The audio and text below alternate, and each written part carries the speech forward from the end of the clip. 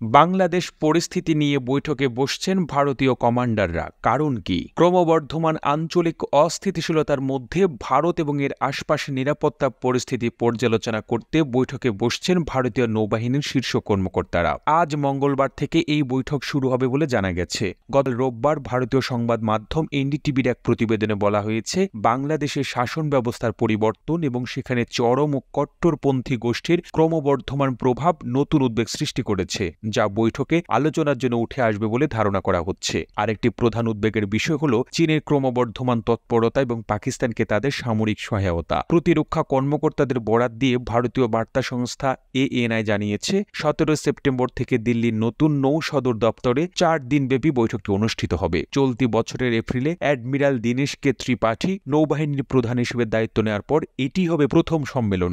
সম্প্রতি ভারতের সশস্ত্র বাহিনীর কমান্ডারদের বাংলাদেশের বর্তমান পরিস্থিতি বিশ্লেষণ করতে এবং অপ্রত্যাশিত যে কোনো কিছু মোকাবিলার জন্য প্রস্তুত থাকতে আহ্বান জানান দেশটির প্রতিরক্ষা মন্ত্রী রাজনাথ সিং। তার এমন আহ্বানের কয়েকদিনের মধ্যেই ভারতীয় নৌ কমান্ডারদের বৈঠকের ঘোষণা এলো। এনডিটিভি বলছে, নতুন থিয়েটার কমান্ড তৈরির বিষয়টিও সভায় আলোচনার জন্য উঠবে। অ্যাডমিরাল সব কমান্ডারকে সবসময় অভিযানে প্রস্তুতি রাখারও নির্দেশ দিয়েছেন। প্রতিবেদন মতে ভারতের নৌবাহিনী এডেন উপসাগরে তার কার্যক্রম পরিচালনা করবে, যেখানে তারা এই বছরের শুরুতে জলদস্যু এবং ড্রোন হামলার বিরুদ্ধে অনেক সাফল্য অর্জন করেছে। ভারতের নৌবাহিনী বছরে 2 বার তাদের কমান্ডার সম্মেলন করে, যেখানে সব সিনিয়র অফিসার উপস্থিত থাকেন। প্রতিবেদনটি ভালো লেগে থাকলে আপনার ফেসবুকের টাইমলাইনে শেয়ার করুন। একই সঙ্গে আপনি বাংলাদেশের কোন জেলা থেকে এই ভিডিওটি দেখছেন আমাদের কমেন্ট করে জানান।